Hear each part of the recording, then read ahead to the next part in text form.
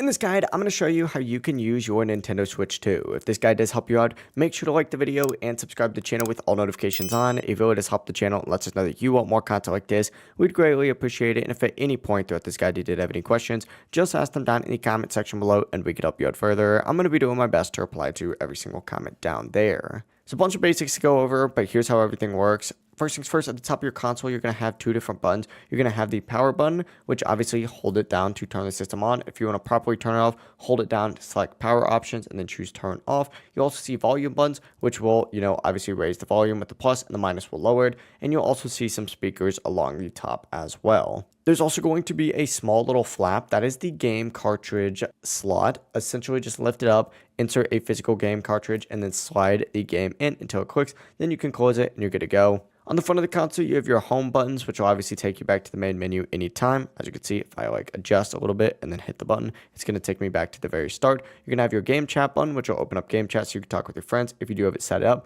You're going to have the capture button, which if you tap it once, it's going to screenshot. And if you hold it down, you're going to record the last few seconds of gameplay. You also have a plus button and a minus button. Plus is usually going to pause the game. Minus will kind of open up menus often depending on the game. And the Switch 2 also has two USB-C ports, one at the very bottom used for docking and charging, and one at the top, which can also be used for charging or other accessories like headphones. There's going to be a built-in kickstand in the very back. You can pull it out and set the console on the table without having to hold it. It's perfect for tabletop mode with detached Joy-Cons. But to start a game on the home screen, you're going to want to use the joystick or the D-pad to select whatever game. Go ahead and just press on it to open it up. But before you start playing, I recommend checking your sleep mode timing, your display mode settings, your HDR and refresh rate, and your brightness, as well as sound settings. It's worth customizing everything to your liking, and you can do this by going all the way down and hitting system settings just like so. But that is the basics of a Nintendo Switch 2. If you guys did have any questions, just ask them down in the comment section below, and we can help you out further. I'm going to be doing my best to reply to every single comment down there.